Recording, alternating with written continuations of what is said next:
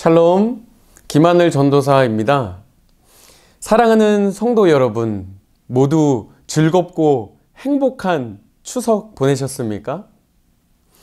가족들과 함께 한 상에 둘러앉아 오손도손 이야기도 나누고 식사도 하며 화목했던 것처럼 우리도 늘 주님이 차려주시는 영의 양식 앞에서 평안의 떡을 떼며 화평하기를 주님의 이름으로 축복합니다. 오늘 함께 나누기 원하는 말씀은 에베소서 5장 8절부터 10절까지의 말씀입니다. 오늘의 말씀을 통하여서 우리의 심령이 새로워지고 또 우리 안에 예수 그리스도를 더욱 닮아가고자 하는 열망이 솟아오르시기를 주님의 이름으로 축복합니다. 본문 구절은 에베소 편지를 읽고 있는 독자들에게 너희는 빛이라 라고 말하고 있습니다. 하지만 그 앞에 이전에는 여러분이 어떠한 사람이었는가를 먼저 짚어주고 있습니다. 너희가 전에는 어둠이더니.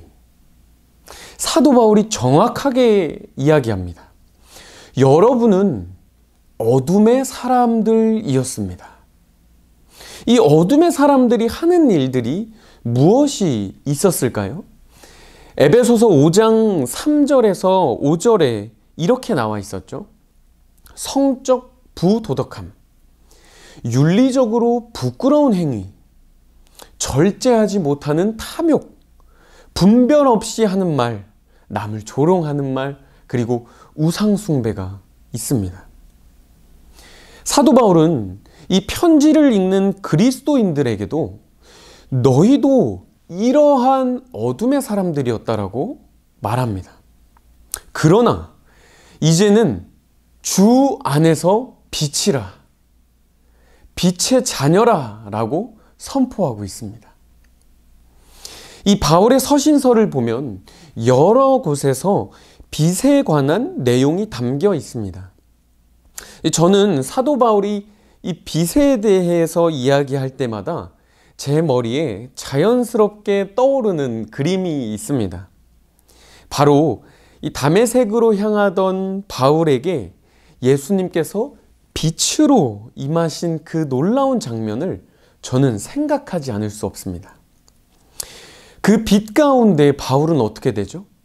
무장해제가 됩니다. 그는 주님의 임재 앞에 엎드려 철저하게 자신의 무력하다라는 것을 발견합니다. 이제 지난날 자신의 어둠의 모습, 어둠의 말과 행동들이 더 이상 그를 주장할 수 없게 되었습니다. 그리고 그 빛을 경험한 사도 바울은 이 빛에 거한다는 것이 무슨 뜻인지, 그리고 어둠의 일이 무엇인지 깨닫게 되었습니다. 우리 모두는 빛이 없는 어두운 방이나 공간에 들어가 본 적이 있을 것입니다.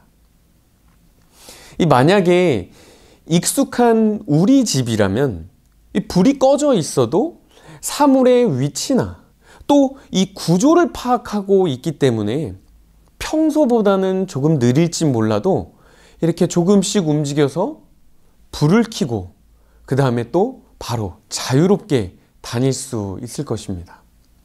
그렇지만 우리가 알지 못하는 뜻밖의 장소라면 어떨까요? 아니면 처음 들어선 방이라면 어떨까요? 그곳에 빛이 없다면 과연 우린 어떻게 행동할까요? 확실한 것은 우리는 헤매이게 될 것입니다.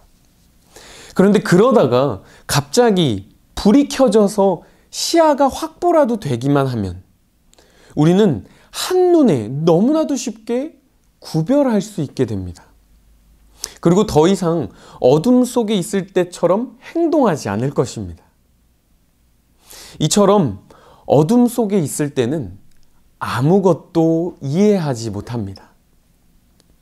내가 죄를 짓고 있는 것인지, 내가 어떤 상태인 것인지, 내가 무엇을 하고 있는 것인지 인지하지 못합니다. 그러나 우리 마음에 이 빛이 임하게 되면 내가 얼마나 추악한 죄인인지, 내 마음이 얼마나 어지럽혀져 있는지 알게 됩니다. 다시 말해서 어둠의 사람들은 어둠도 모르고 빛도 알지 못하지만, 빛의 사람들은 무엇이 어둠의 일인지, 무엇이 빛의 일인지 구분할 수 있습니다. 이것이 바로 빛의 자녀의 특권입니다. 사랑하는 성도 여러분, 우리는 예수 그리스도의 빛 안에 거하고 있기 때문에 선한 것을 분별할 수 있습니다. 바울이 말하는 대로 빛의 자녀답게 살아내시는 저와 여러분이 되기를 주님의 이름으로 축복합니다. 사도 바울은 이어서 세 가지 빛의 열매에 대하여 말하고 있습니다. 이 세 가지 빛의 열매를 짧게 살펴보고 싶습니다. 첫 번째로는 착함이라는 빛의 열매입니다. 이 시대의 치열한 경쟁사회 속에서 너 정말 착하다, 너 진짜 착하다, 이렇게 표현할 때의 착함일까요? 사회가 이해하는 착함은 바보 같다고 돌려 말하거나, 아니면 조금 더 심하게 말하면 덜 떨어진다라는 표현을 할 때가 많이 있는 것 같습니다. 저도 예전에 때때로 너무 착하게 살지 말라는 충고를 받았던 적이 여러 번 있었습니다. 근데 가만히 생각해 보면 저의 유익은 생각하지 않고 제가 너무 다 알겠다고 하고 다 하겠다고 했기 때문에 그렇게 말씀해 주셨던 것 같습니다. 한편으로는 걱정해 주시기 때문에 참 감사한 마음도 있지만, 또 다른 한편으로 마음속에서는 나는 이렇게 하는 것이 나에게 좋은 것인데, 나는 이렇게 하는 게 더 좋은 것인데 라고 생각했었습니다. 그런데 이렇게 생각해 보니 제가 어렸을 적부터 보았던 교회 어른분들 중에 이러한 모습이 보이셨던 분들이 참 많이 계셨습니다. 사람들이 제일 하기 싫어하는 일들을 도맡아 하고, 어려운 일을 도와주고, 또 교회를 돌보고, 또 이웃을 돌아보는 그런 분들이 참 많이 계셨습니다. 이러한 모습이 세상은 바보 같다라고 이야기할지 모르지만, 사도 바울은 이 바보 같음이 빛의 열매, 착함이라고 말하고 있습니다. 이 빛에 거하는 사람은 내 옆 사람의 필요와 부족함을 온전히 파악하기 때문에 기꺼이 착해지게 되는 것입니다. 이 사랑을 더 하는 사람이 많이 희생을 하는 것처럼, 사랑을 더 깨달은 사람이 낮은 자리에 가는 것처럼, 이 착함이라는 빛의 열매도 가장 낮은 곳에서 가장 아름답게 맺어질 것입니다. 두 번째로 의로움이라는 빛의 열매입니다.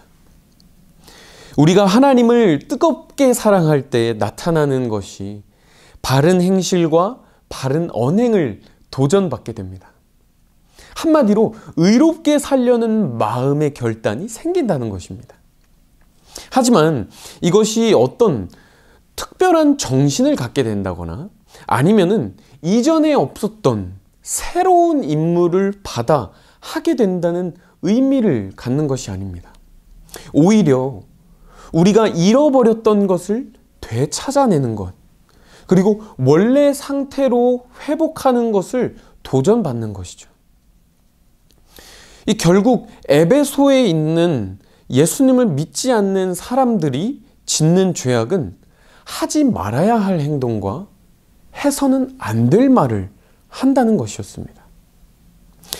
그들에게 없는 것은 바로 이 바른 행실과 바른 언행, 즉 의롭지 못하다는 것이었습니다. 우리의 신앙 현실 속에서 싸우는 부분도 이 두 가지라고 생각이 되어집니다. 하지만 바른 행실과 또 바른 언행을 한다고 해서 되어지는 것이 아니라 우리의 속 마음이 먼저 바른 마음이 되어야 하겠죠. 먼저 바른 마음이 되기 위해서는 이 빛 앞에 드러난 우리의 그른 마음을 인정하고 고백해야 합니다. 그때야 비로소 우리 안에 의의 열매를 맺기 위한 싹이 날 것입니다. 마지막으로 진실함입니다. 진실함을 또 다른 말로 표현한다면 거짓 없음일 것입니다. 우리의 세상에 이 거짓말, 거짓된 행동이 없어지고 참말, 참 행동들이 된다면 세상은 어떻게 달라질까요?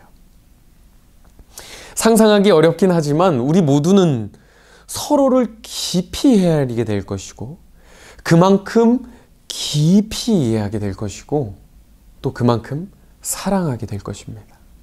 아무리 거짓이 많은 세상이라고 할지라도 사람들은 거짓말을 자주 하는 사람들보다 진실한 사람을 좋아합니다. 또 이 제품도 정직한 제품을 골라서 구매하길 원합니다.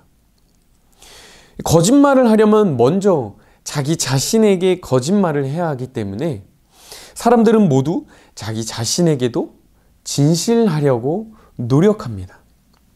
하지만 온전한 진실함, 이 온전한 진실함 역시 우리 스스로 가꾼다고 해서 맺어지는 것이 아닙니다. 그리스도 안에서는 우리는 비로소 이 진실함이 무엇인지 배울 수 있게 됩니다. 왜냐하면 예수 그리스도만이 진실하시고 온전하시기 때문입니다. 우리 모두 주 안에서 이렇게 진실되어져 사랑 안에 거짓이 없어졌으면 좋겠습니다. 이 이상의 세 가지 열매를 살펴볼 때 마치 하나님 나라의 특징을 보는 것 같습니다. 하나님의 나라에서는 누구 하나 자기를 위해 사는 사람이 없고 바른 마음을 가졌으며 이 늘 서로를 감동케 하는 진실됨이 있기 때문입니다. 이 천국을 연상케 하는 빛의 열매는 우리의 실제 삶에서 맺어집니다. 이것은 마치 주기도문에서 저희가 고백하는 것처럼 하나님의 나라가 이 땅에 임하는 것입니다. 사랑하는 성도 여러분, 우리 모두는 우리의 삶에 하나님의 나라가 임할 것을 믿습니다. 왜냐하면 우리는 빛의 자녀로서 빛의 열매를 맺어갈 것이기 때문입니다. 다만 우리가 해야 할 일은 무엇이냐면 빛이신 예수 그리스도 앞에 엎드려졌던 것처럼 그 광명한 빛, 생명의 말씀 그 빛 앞에 엎드려 주님의 음성을 듣는 빛의 자녀가 되어야 하는 것입니다. 주 안에서 빛이신 성도 여러분, 빛의 자녀들처럼 살아내시기를 주님의 이름으로 축복합니다.